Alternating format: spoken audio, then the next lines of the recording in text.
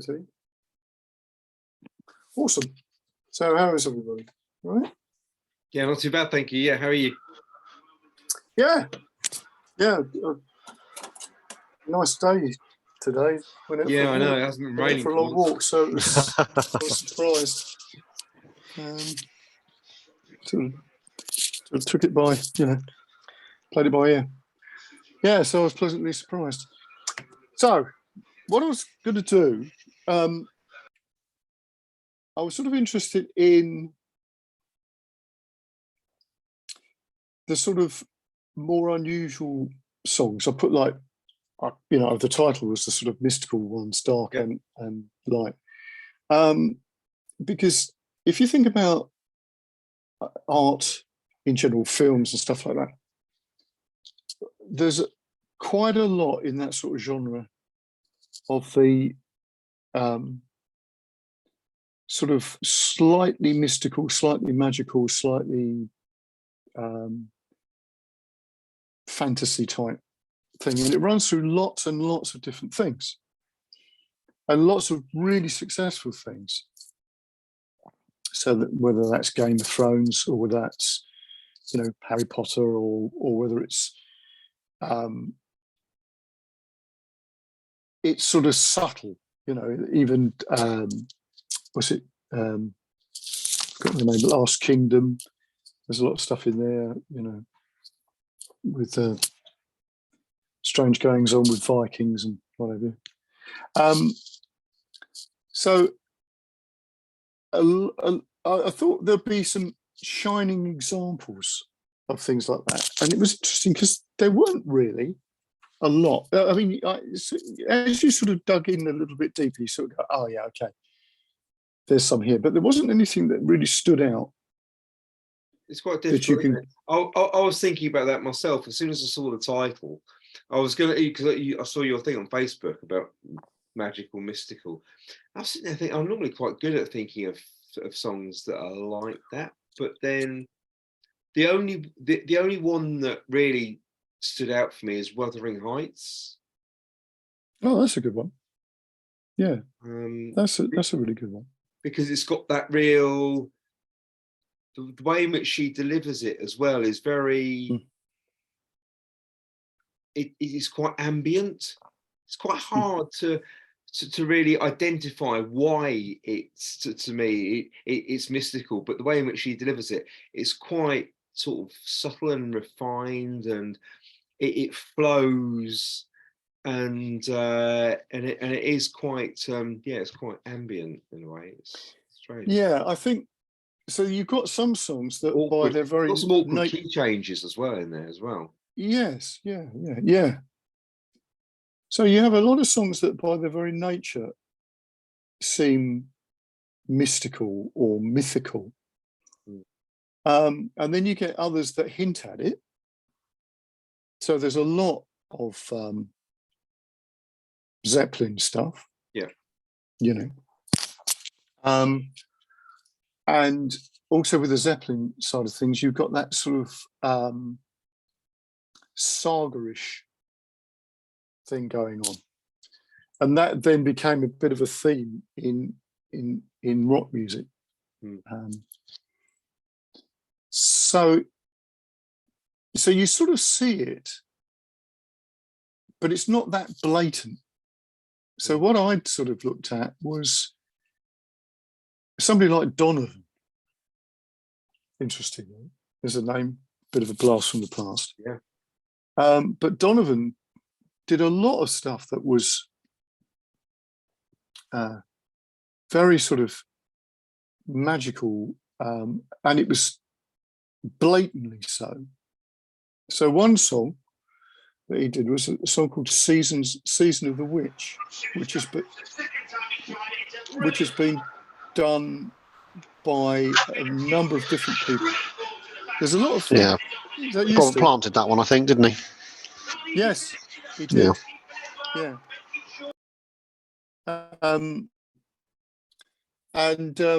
So Dr. John did a version as well. So that's really ratcheting it up. because obviously Dr. John had a lot of stuff that he was putting into his stage shows that were quite unusual. But I was always, but the thing that I was just sort of starting off with is music, certainly church music, of course, is incredibly mystical. And it hints at things by the way that the music is written. So obviously choral music, with the use of the very sort of angelic voices and stuff like that. And we sort of, it's almost like we've sort of lost that somehow. We've lost that type of, it's almost like we've become a little bit desensitized to it. But as I say, it's going on so much in film. And there's lots of stuff on TV. So it obviously fascinates people. Yeah. I listened to the Dune soundtrack by Zimmerman, and that's really, really quite. Some of it is really, it's really cool. Some of it is really, really, really great. But it has that, that does have that slightly magical, dark element to it as well. Yes. So what is it that makes that? So I'm just sort of posing a lot of questions this time, really. Because there are certain things that you could look at and go, that's definitely some sort of trope. I mean, obviously the Beatles were using a lot of things like mantra type ideas. I know I frequently quote "All you need is love," but that's a really good example of that use of a mantra at the end, right? When you've got the love you need going round and round and round, and it's also sort of going out of, there's sort of two or three doing that type of thing, and then something else comes in. It's very, very hypnotic. The things like that, where you get a repetition, and then I sort of that if you look at blues, certainly blues players like Muddy Waters, there's a lot of stuff going on there that you could look at and go, that's from that tradition, sort of deep south stuff. And he's also obviously referencing things. But is that what happened? What I'm interested in is what happened to the sort of spiritual, mystical stuff that we obviously had in church music that sort of seems to have vanished, apart from when you get something like Let It Be, because that's quite a clever use of that idea of it being, he always says it's about his mother, but it is actually referring, references Mother Mary. So it's a blatant sort of Christian mystical thing. But I don't know how, if you listen to a piece of music like that, because obviously you're listening to pieces, Duncan, and going, that piece of music sounds mystical. Yeah. So there is something in that you can refer to that somehow. And again, it's very difficult to pinpoint why that has that effect, right? Yep. But certainly sort of classical, how can you put this, vocabulary that was being used in certain styles of music, particularly German classical music, they were using those ideas to reference things. So a key like D minor was always considered to be to do with death. Right. Right. So when you get a piece of music like the Toccata and Fugue by Bach in You D took the words minor, right out of my mouth. I was so going to say, you look at, because you mentioned classical music, and I was thinking, yeah, okay, Toccata and Fugue, that's quite up there. yeah. So that's exactly. So that's the thing, that's referencing something about death.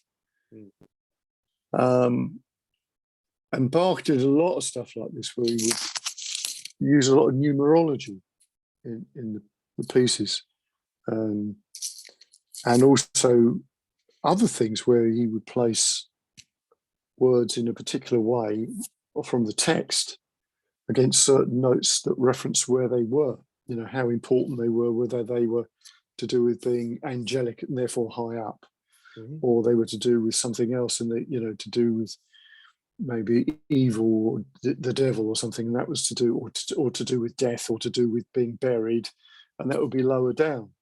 So that was going on, apart from the fact that he was writing amazing melodies, right? So it takes it on a completely different level.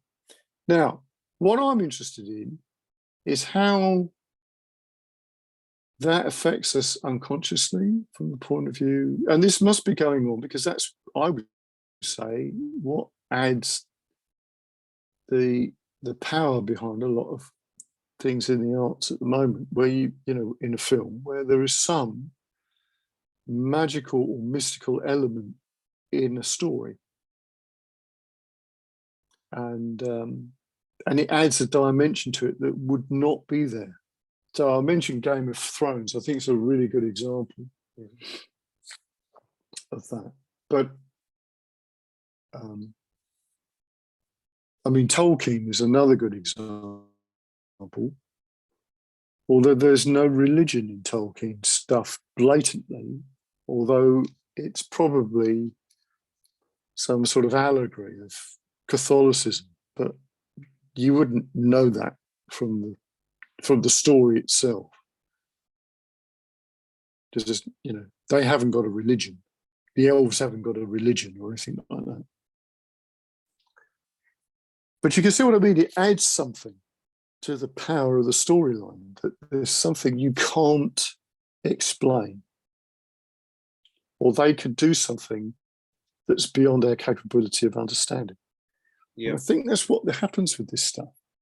So if you think about, I don't know how familiar you are with, I mean, it's, you know, Let It Be is, I think probably for a lot of people, you know the song inside out and back to front. When I heard that, there's definitely something strange about that piece of music. You know, it's got a depth to it that, I mean, a lot of Beatles songs did, but this one's got something that's slightly different. And it always struck me as that, even as a kid when I listened to it. Now, I don't know how you feel about that. What's your personal take on that? Yeah, I mean, on Let It Be, I mean, it's just so unusual, isn't it? I guess it has that like really quite unsettling side to it. But it, you know, it seems quite, I don't know, at first glance, it feels quite upbeat in a way, until you actually listen to it a little bit carefully, and you hear some of the lyrics, and then you've got that really dark, twisted bit at the end. It's all a bit strange. Well, it is, isn't it? And it has got that dreamlike quality to it. Yeah, yeah. Which is what he said, actually, that it was a dream. Right. Right. I'm always a little bit unsure when people say something about how they created something, particularly if it's a dream, because I mean, how much of a dream can you remember? Yeah. Of your own dreams? Yeah. There are some that because are very, in the there's some but if you try to put that into a song, yeah, it would have to try. It would have to transform itself significantly to become a song, wouldn't it? Yeah. Yeah. What do you reckon, Steve? Yeah, I'd agree with that. I mean, I don't wake up remembering usually what I've dreamed about. So yeah, to come up or to wake up with a melody. Well, it's even actually a set of lyrics, you know. Yeah. I think it's the lyrics that are difficult because you have to make the lyric work as a lyric. So what you hear what you see as an idea, you would have to tailor it somehow to get it to become a lyric. I mean, a melody might be doable. So anyway, so that's the interesting thing about that. It's obviously there within. It's something about what we do when we are listening to stories that we find fascinating. And also, they don't have to make sense, which is the other interesting thing. Because if you listen to old myths and old sagas, they do not make sense. Because something happens where you have to suspend your belief to make sense of the story, right? So, somebody will just appear out of nowhere who's not even in the narrative for a period of time in a saga. And now, if that happened in a film, you'd think that's weird. That doesn't make sense. If you see what I mean. But if there's that sort of magical component, suddenly it's fine for some reason. So maybe there's something about the dreamlike quality of what that does to us. We start to believe in things that are, we start making allowances for those things to come in, which of course, then if you think about that as a creative process, writing lyrics, that's really powerful. Because again, cut up's that principle. That you're getting things that are coming in left field. All right. It's not how we would normally write a lyric. If we were sat down to write a lyric that's sort of logical, it just would be pretty rubbish, generally. Okay, so I mentioned Donovan. So Donovan's got a few numbers. I mean, the Hurdy-Gurdy Man is really good. If you're familiar with that, I think that's a fabulous song. And the first time I actually did hear Donovan do it, but I was young. It wasn't until I heard Steve Hillage do it on, I think there's an album called L, and his version of it is brilliant. It's worth a listen. And that is that sort of weird, mystical, sort of out of time. I don't mean out of time musically, out of time logically, and that's a really good song. So now I mentioned Seasons of the Witch. So obviously Donovan did it. Brian Auger did it. It's a really good version. And Dr. John's version. You should check that out because that's awesome. And what's her name? Lana Del Rey, I think did that for the series, because there's a series called Seasons of the Witch, isn't there? So that's interesting. So what about? There's obviously a lot of stuff in heavy rock and heavy metal. I'm not so hot on this, I must confess, really. But there's a lot of references to things. I mean, okay, obviously Black Sabbath is a good example because they were always trying to include some sort of Aleister Crowley thing somewhere in there, right?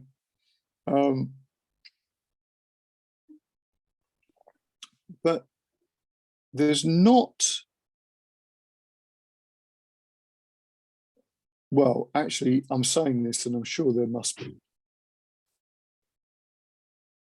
You would expect there to be something quite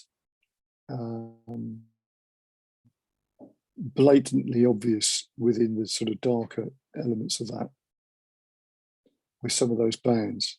Well, I don't know if you've got any things that spring to mind. You sort of go, yeah, that's a bit.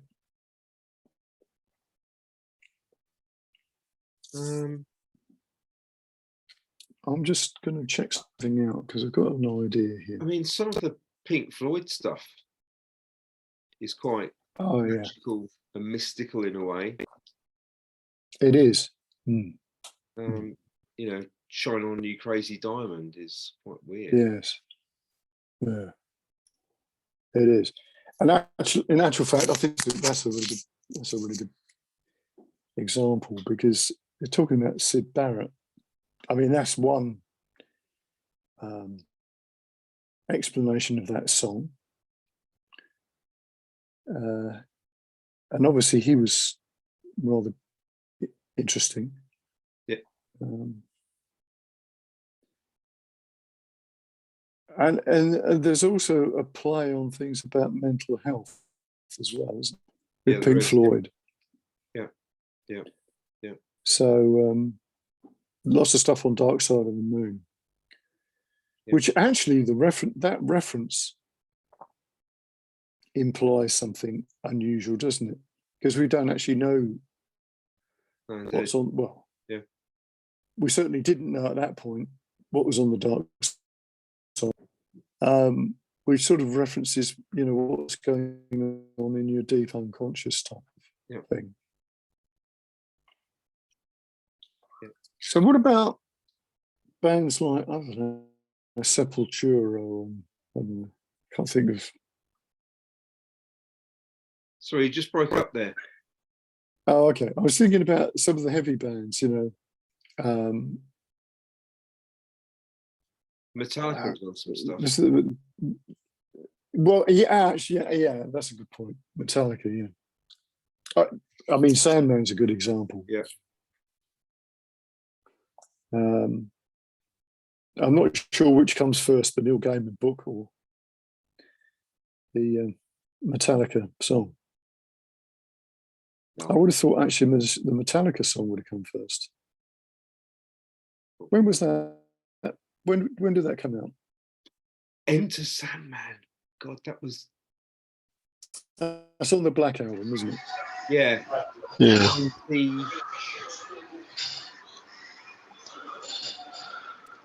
93, 94.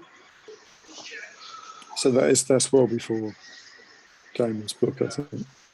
Yeah. Probably before then, actually. I'd have thought it was a bit earlier, yeah. Yeah. 1990-ish, late 80s even. Yeah, maybe it was, yeah. 90-ish, yeah. Yeah. Okay. So that's a good example of because that's quite sinister, isn't it? It is. Okay. So when you listen to songs like that, then there is definitely a gravitas to them, isn't there? This is what I'm trying to get at, is there is something about using those type of subject matters that add something to the writing of the lyrics. And then obviously what musically you could do to create that. So I've always been interested in I mentioned obviously like the hold on, I suppose it. You're right. Okay. I'll just shut the door a minute because I've got a cat coming in and out. Yeah. Just do this.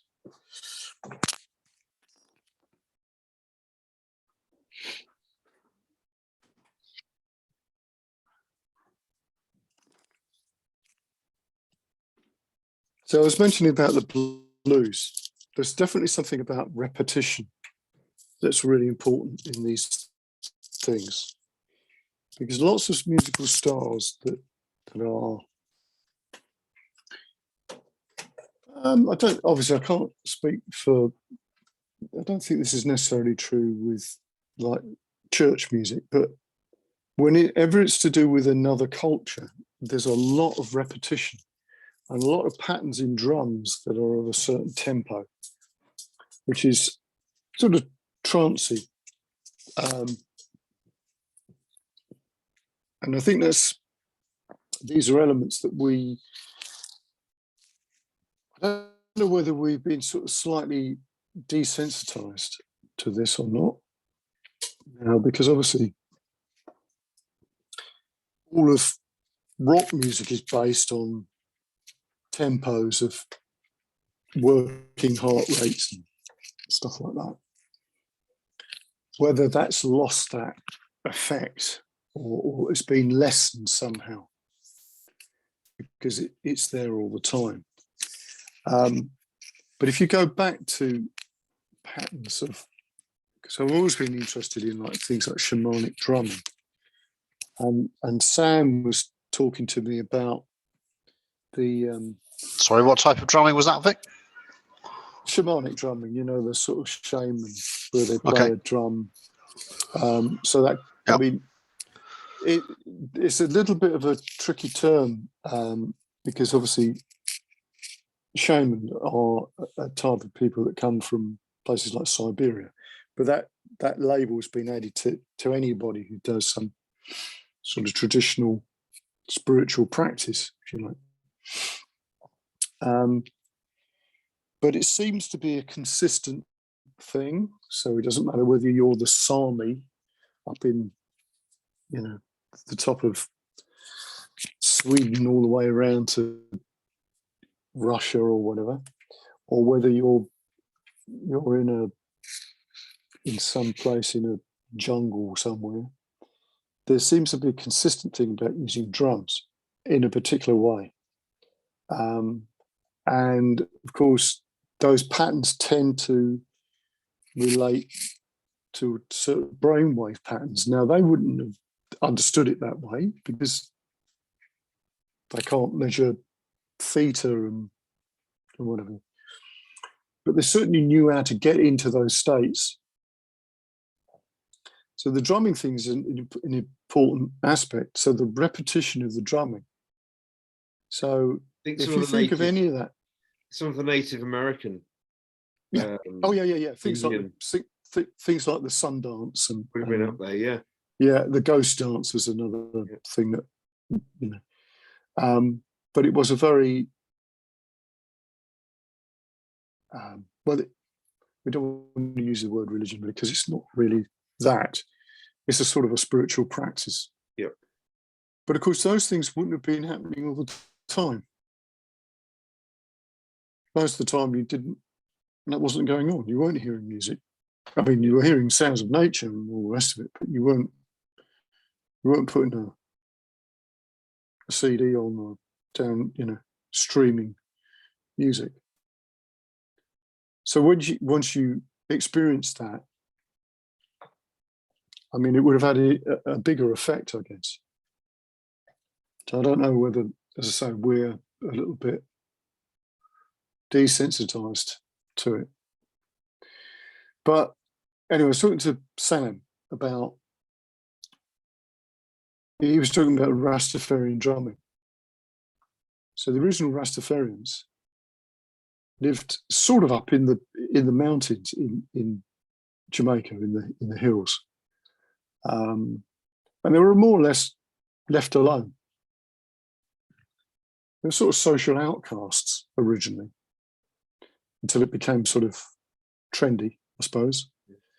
But those original people, that's what they did. They spent their time on their own, and as a community. So, you know, not within the main community. That's what I'm trying to say. But the interesting thing about the drumming is that it's a very consistent pattern, and it's very boring. Because this is one of the things about these things. They're not exciting. They're repetitive and they're boring. Yeah. And that's the thing about it, just puts you into that zone. So yes, it doesn't matter if you've got your Rastafarian drummers, you know, your people from the Siberia or people from wherever. Yeah. And those things would have been everywhere. That tradition would have been everywhere. It would have been here. There have been people doing that here. You went back to sort of before the Romans. I mean, it just was the way it was done. So there's something about the psychological impact that monotonous drumming does. So when I started listening to sort of like shamanic music and what they do and their sort of songs that they have, particularly the people from the Amazon, they've got particular patterns in the thing, and they're singing about something in particular. And even if you don't know what they're singing about, it's having an effect on you. And that fascinated me. How is it that you could listen to a piece of music in a language that you didn't know, but you sort of understood it in a weird way? It was having its way with you. So there's a few things there. There's a few elements. So it's sort of that thing where you can't really answer it. There's no specific. I mean, we try to sort of go, well, this rhythm at this tempo, whatever. But really, it sort of defies explanation. So what I was thinking then, if you could mess around with these ideas, is sort of have a look at some lyrics that you think are particularly powerful to you, that seem mysterious, and then just take them out of context. And yeah, I know. I've just managed to get rid of ours. And then see what you can do with that. See if they still have got that power, right?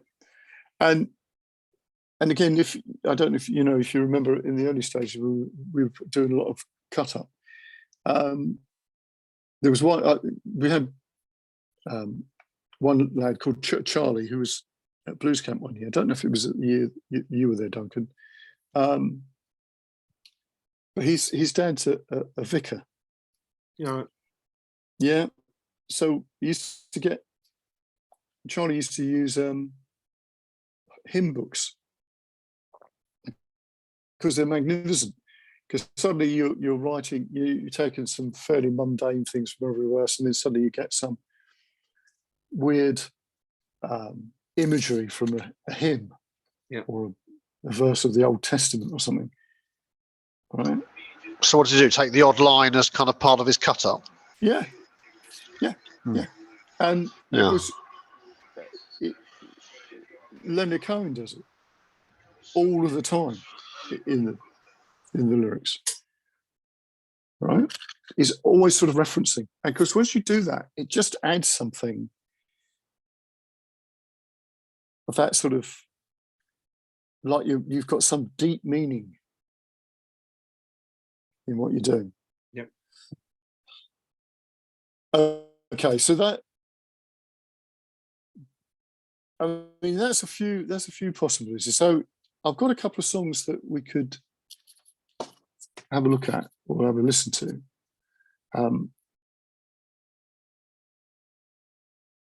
So one of them, I mentioned "Season of the Witch." I mean, are you familiar with this song?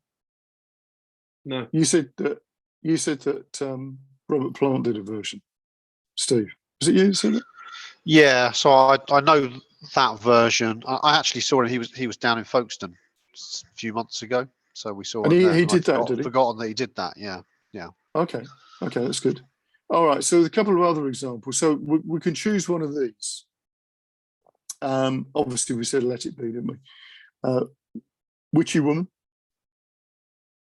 Eagles, and "Witch Queen of New Orleans" by Redbone. Actually, that's a really good song, because it's sort of basically about somebody who really existed. So that's quite a good one. So what do you fancy? We'll have a listen.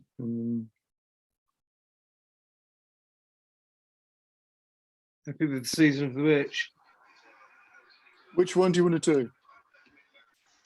Yeah, that's fine with me. "Season of the Witch." Yeah. Which version? Yeah, which version? Well, I didn't know Dr. John had done a version, so Oh, well, let's have a listen to Dr. John. Yeah. Okay, I'm going to pause the recording for a minute.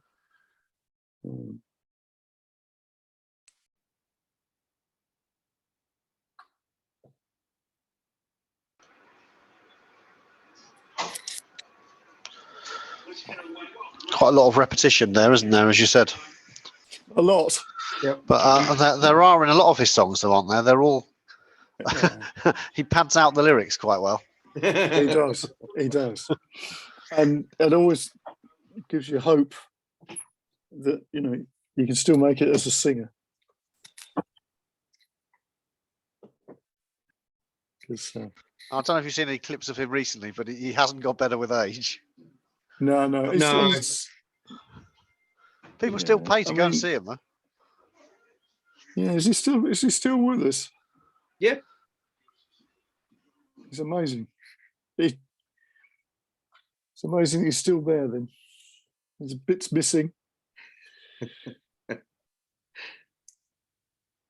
Shot, did he shoot his kneecap? And what was it? He took his finger off, didn't he? He lost the end of his finger or something, didn't I'm not too sure what the story is on that one. he? I think he shot it or something. God. Intentionally? Bit of a carrot. I think it was an accident. Well, I'm assuming so. Let's find out. But the point is that he is, sort of old school blues player, isn't he? It's just what they do. It's just Yeah. can't quite work out why it's so good. In fact, they're all like it, really. I always thought John Lee Hooker was an interesting case in point. Cool. Right. So I think that's a good song.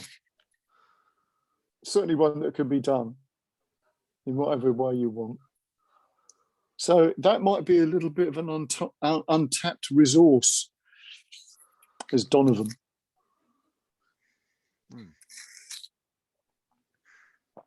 Yeah, that's Because he was a good songwriter, Donovan. I was just looking actually, because John 5 actually did a version as well. Oh, wow. That'll be interesting. So that's going to be, yeah. That'll be good. Was that, sorry? John 5. Who's Marilyn Manson's guitarist.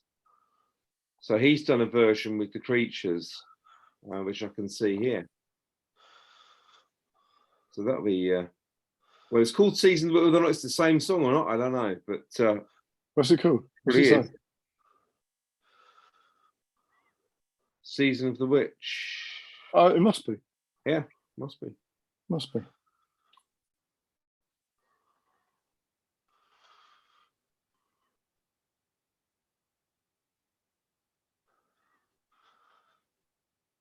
So, you know what I mentioned, Lana Del Rey, her version is very similar to Donovan's. Right.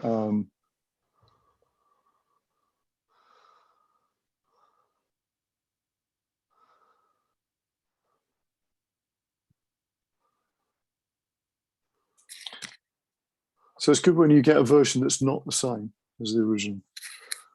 Yeah.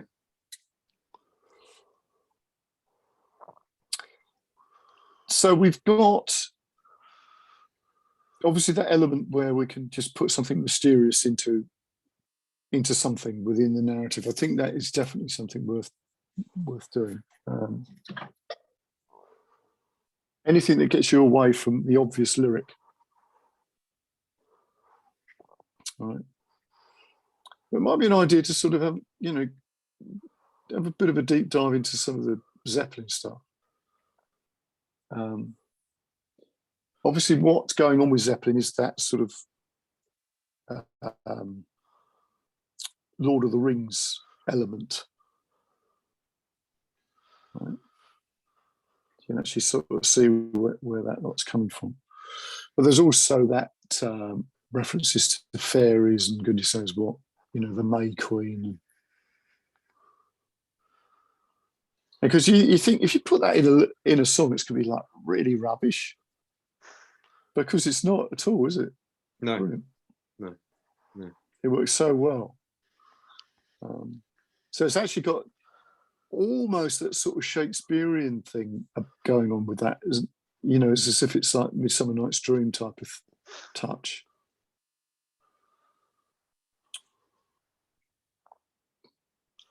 So that might be an idea. Dip into a bit of Shakespeare.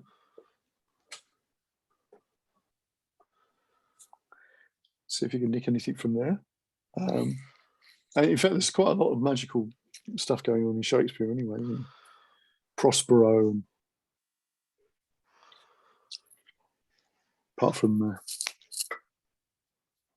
So apart do you from ever that- do that yourself then, Vic? Do you use these sources? Yeah. I think because I like to sort of do them randomly. I've got a song called Fever of Love that's got a lot of references of strange things in it. And that works really well. And there's another one that I toyed around with. I'm trying to think of the James Bond film where he has Baron. What's his Baron Samadi? Who's got he's got one part of his face is white and the other one is black, and it's sort of set in Haiti or something like that. Yeah, Live and Let Die. Live and Let Die. Is it Live and Let Die? And of course, he can't kill this chap because there's a bit where he gets knocked into a coffin full of snakes or something. Mm. And of course, at the very end of the film, he's on the front of the train. Yeah. So they're obviously referencing a lot of stuff from like hoodoo or voodoo or whatever it's called, So there's a lot of those cross references. This is what I'm getting at. There's a lot of that stuff going on in mainstream culture that you wouldn't sort of think's got any real sort of depth. It's like somebody's just thought that idea up, but in actual fact it comes from a culture. So I toyed with that idea in a song, which was interesting. It's one of those, it's sort of like done, it's like I'm not sure whether that works with a certain type of lineup. It's one of these things I haven't gigged, but Fever of Love I've used quite a lot, and I did a lot of stuff when I did the Geoffrey Moore with Roger Moore song, where we did a song about Vietnam, because there was a lot of Vietnam films out at the time we wrote it, so it's going back quite a long time. And that was a little bit sort of trippy. So we used a lot of sort of references in some of those songs. So I've always been sort of toying with those ideas. Just trying to think of another one that I did that with.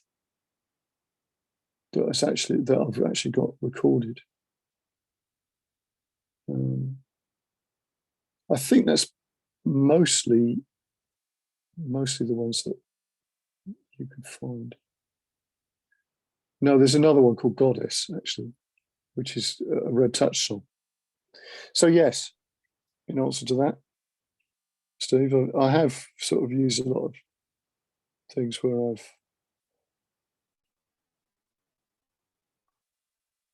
used references from various cultures and stuff. But when they're taken out of context, you don't know where they're coming from. You're not writing a song about that culture. You're just using some sort of element of it to express something.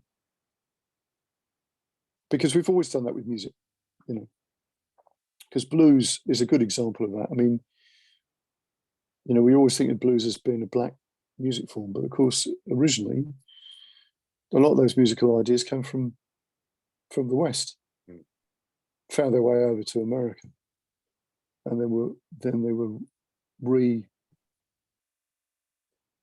revisioned, if you like, and then eventually Western guitarists picked up on it again, and it became a white music form as well as a black music form. So that's always going on. I think that where it gets a little bit complex, a little bit tricky, is when it's something, going back to your sort of native, you know, First Peoples Americas, because we did our damnedest to wipe that out. I've just been reading a book about Black Elk. He was a sort of Lakota Sioux medicine man, and he sort of, because he sat down with some people and spoke about their traditions, that's how we know of what they did, because he was sort of like reviving them.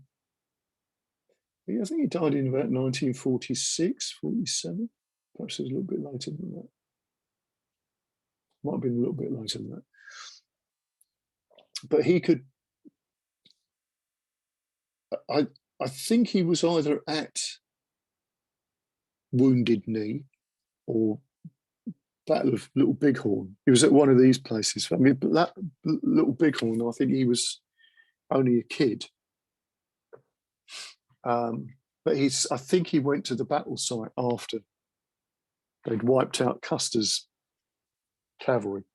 Yeah. So he definitely knew of their traditions and all the rest of it. But of course, we don't really know much about, you know, we've had to sort of revive, well, not we, it had to be revived. Yep. So I don't know. You know, I don't know how that tradition is. So what I was going to say is going in and taking something that's really special with the culture,